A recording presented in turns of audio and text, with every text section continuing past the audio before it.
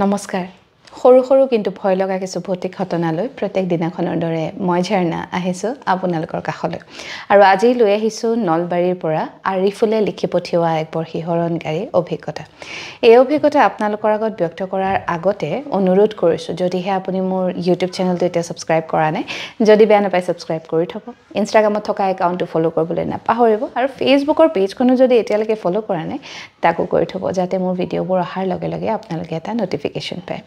আজি অভিজ্ঞতাটো সৰু কিন্তু সঁচাকৈ বৰ ভয় লগা গতিকে যিসকলক এই ভিডিঅ'বোৰে অলপ আমনি কৰে তেওঁলোকে যাতে এই ভিডিঅ'বোৰ চোৱাৰ পৰা বিৰত থাকে লগতে ই এক মনোৰঞ্জনৰ শিতান তাক তেনেদৰে ল'বলৈ অনুৰোধ কৰিলোঁ যদি ৰাতি ভয় লাগে দিনৰ সময়ত অলপ সময় উলিয়াই ভিডিঅ'বোৰ আপোনালোকে উপভোগ কৰিব পাৰে এতিয়া পলম নকৰি আগবাঢ়ো আৰিফুলৰ অভিজ্ঞতাৰ ফালে এই ঘটনা 2017 চনৰ তেতিয়া আৰিফুল ক্লাছ 9ৰ ছাত্ৰ আৰু তেওঁ ৰোজা মাহৰ সময়ৰ কথা ব্যক্ত কৰিছে যিদিনাখনৰ কথা যিদিনাখনৰ অভিজ্ঞতা তেওঁ শ্বেয়াৰ কৰিছে সেইদিনাখন তেওঁ ৰোজা ৰাখিছিলে গতিকে সন্ধিয়া সময়ত তেওঁলোকৰ নামাজ পঢ়াৰ পিছত যেটো মানে ইফতাৰী হয় তাৰ আগে আগে দিনটো বৰ দীঘলীয়া হয় নহয় ভাত পানী নোখোৱাকৈ থাকিলে তেওঁলোকেতো পানীও গ্ৰহণ নকৰে গতিকে দিনটো বহুত বেছি দীঘলীয়া যেন লাগে তাতে গৰম গতিকে যেতিয়া মানে বতৰটো অলপ ঠাণ্ডা হ'ল তেতিয়া আৰিফুলে লগৰ দুজন মানৰ লগত অলপ খুজ কাঢ়িবলৈ বুলি ওলাই গ'ল আহিয়ে তেওঁলোকে আৰু গা পা ধুই নামাজ পঢ়ি ইফতাৰী কৰিব সেইটো মানে গোটেই ৰোজা মাহটোতে তেওঁলোকে তেনেদৰেই কৰে আৰু সেইদিনাখনো সদায়ৰ দৰে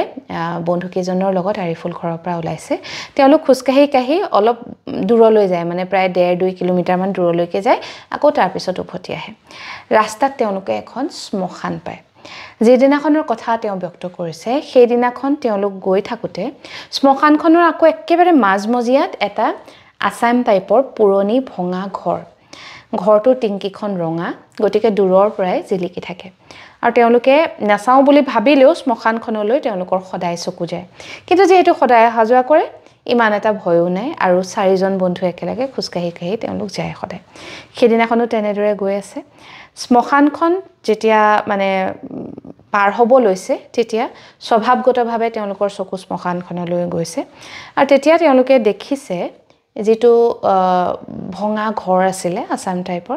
সেই ঘৰটোৰ গাতে লাখি এখন ভঙা বেঞ্চ আছে সেই বেঞ্চখনত এজন বৰ বয়সস্থ ব্যক্তি বহি আছে মানুহজনৰ পিন্ধনত বগা শুভ্ৰ পাঞ্জাবী কুৰ্তা আৰু তেওঁ অকলশৰে সেই বেঞ্চখনত বহি আছে তেতিয়া আৰিফুল আৰু তেওঁ লগৰ কেইজনে কথা পাতিছে যে এই মানুহজন অকলে তাত কিয় বহি আছে তাৰ পিছত ভাবিলে হয়তো তেওঁলোক কোনোবা ঢুকাইছে সাকে বা কাৰোবাক তেওঁ মানে ৰোজাৰ মাহ তেওঁ পৰিয়ালৰ কোনোবা আগতে ঢুকাইছে তাত সাকে তেওঁ নামাজ পঢ়িব আহিছে কিবা সেই বুলি ভাবি তেওঁলোক মানে শ্মশানখন পাৰ হৈ গ'ল আৰু কথা পাতিয়ে গৈছে কিন্তু তেওঁলোকে আচৰিত ধৰণে অনুভৱ কৰিছে যে গোটেই পৰিৱেশটো যেন অলপ গধুৰ অলপ গুমা হৈ গৈছে আৰু সেই গৰমৰ দিনতো তেওঁলোকৰ গা কিটা মানে সিৰিংকে মাৰিছে আৰু জিকাৰ খাই উঠিছে যেন ঠাণ্ডা লাগিছে ইটোৱে হিটো কৈছে যে তোৰ ঠাণ্ডা লাগিছে নে মোৰ কিন্তু ঠাণ্ডা লাগিছে সেই বুলি কথা পাতি তেওঁলোক অলপ আগুৱাই গ'ল কিন্তু সদায় যোৱাৰ দৰে হিমান দূৰ আগুৱাই তেওঁলোক যাব নোৱাৰিলে ঘাসাবোৰ তেওঁলোকৰ বেয়া লাগি আহিছে তেতিয়া গোটেইকেইটাই কথা পাতিলে এটা কাম কৰো বল ঘৰলৈ উভতি যাওঁ নামাজ পঢ়ি ইফতাৰী কৰোঁগে হেতুৱে ভাল হ'ব সেই বুলি কৈ তেওঁলোক উভতি আহিছে উভতি আহি থাকোতে আকৌ শ্মশানখনৰ সন্মুখত তেওঁলোকে সেই ঘৰটোৰ ফালে তেওঁলোকৰ চকু গৈছে তেতিয়া দেখিছে এবাৰ মানুহজন সেই বেঞ্চৰ পৰা উঠি তেওঁ লাহে আৰিফুলহঁতৰ ফালে খুজকাঢ়ি আহি আছে তেতিয়া আৰিফুলহঁতৰ অলপ ভয় লাগিছে আৰু মানুহজনৰ মানে খুজকাতল দেখি তেওঁৰ অবয়ৱটো দেখি তেওঁলোকৰ মানে ভাল লগা নাই মানুহজন জুখতকৈ অলপ বেছি ওখ কিন্তু কুজা যেন বহুত বেছি বয়স হৈছে আৰু বিৰাট মানে যেন কপি খুজকাঢ়িছে আৰু মানুহজনৰ মুখমণ্ডলখন দেখি আৰিফুলৰ বিৰাট বেছি মানে এটা কৌতুহল জাগিলে মানুহজনৰ মুখখন বিৰাট হেতা পৰা যেন তেজ একেবাৰে নাই গাত আৰু বিৰাট মানে কৰুণভাৱে মানুহজনে তেওঁলোকলৈ চাই আগুৱাই আহি আছে আৰিফুলতে যিমান খৰকৈ খুজকাঢ়িছে মানুহজনেও সিমান খৰকৈ খুজকাঢ়ি আহি আছে এটা সময়ৰ পিছত মানুহজনে মানে খুজকাঢ়িবলৈ এৰি যে বতাহত উৰি আহিছে এনেকুৱা আৰিফুলতে দেখিছে সেই দৃশ্য দেখাৰ লগে লগে গোটেই কেইজন বন্ধুৱে মানে চিঞৰ বাখৰ কৰিছে এটো কি বস্তু এটো উৰি আহিছে আমাৰ ওচৰলৈ বল পলা কিন্তু আচৰিত ধৰণে সেই মানুহজনে শ্মশানখনৰ মানে কবৰস্থানখনৰ মূল যিখন গেট সেইখন পাৰ কৰিব পৰা নাই তেওঁ সেই গেটলৈকে একদম খৰকে উৰি আহা দি আহি গেটৰ ইটো পাৰে থমকি ৰৈছে আৰু তাৰ পিছত বিৰাট মানে দুখ লগা এটা চাউনিৰে আৰিফুল হতলৈ চাই আছে তেওঁ যেন কিবা এটা ক'ব বিচাৰিছে তেওঁৰ যেন মনত বিৰাট বেছি দুখ আছে তেওঁ যেন সেই দুখটো ব্যক্ত কৰিব বিচাৰিছে তেনেকুৱা আৰিফুল হতৰ অনুভৱ হ'ল কিন্তু সেইখিনি সময়ত তেওঁলোকে আৰু সেই মানুহজনৰ ওচৰলৈ মানুহ হয় নে নহয় তাৰো ঠিক নাই ওচৰলৈ গৈ সোধাৰ সাহস নকৰিলে যে কি হ'ল আপোনাৰ তেওঁলোক সিধাই যিমান পাৰে সিমান খৰকৈ ঘৰলৈ আহিলে কিন্তু ঘৰলৈ অহাৰ পিছত তাৰ পিছৰ 4টা দিন আৰিফুল হত নৰিয়াত পৰি আছে বিছনাৰ পৰা উঠিব পৰা নাই গোটেই কেজনৰ ইমান বেছি জ্বৰ সকলোৱে যেতিয়া সুধিছে যে একে সময়তে তহঁতৰ কিয় জ্বৰ হ'ল কি কথা কি খাইছিলি তেতিয়া তেওঁলোকে সেই কবৰস্থানখনত দেখা মানুহজনৰ কথা ক'লে আৰু তেতিয়া গাঁৱৰে বয়োজ্যেষ্ঠ সকলে কৈছে যে ৰোজাৰ মাহত আসলতে কবৰস্থানত তেনেকুৱা বস্তু কেতিয়াবা মানুহে দেখে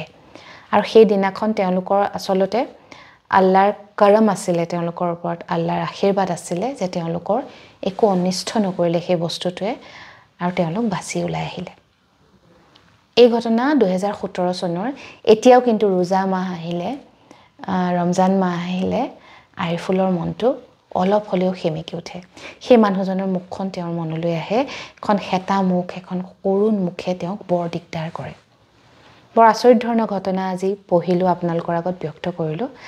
শুনি কেনেকুৱা পালে আপোনালোকেও বাৰু ৰমজান মাহ বা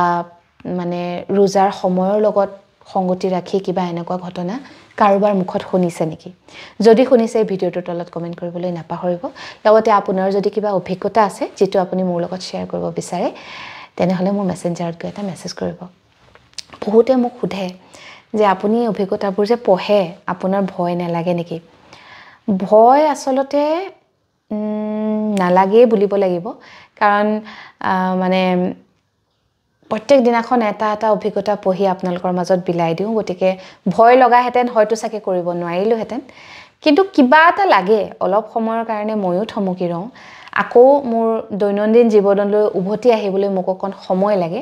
কিন্তু তথাপিতো এটো মোৰ দায়িত্ব যেটো মই সদায় পালন কৰি আহিছো আৰু এই অভিজ্ঞতাবোৰ এই ভিডিওবোৰ যাতে সংৰক্ষিত হৈ থাকে তাৰ বাবে মই এখন কিতাপ আপোনালোকৰ মাজলৈ আগুৱাই দিছো এখন ই-বুক আৰু এই কিতাপখন আপোনালোকে www.wrong.digital digital এই প্লেটফৰ্মটোত পাব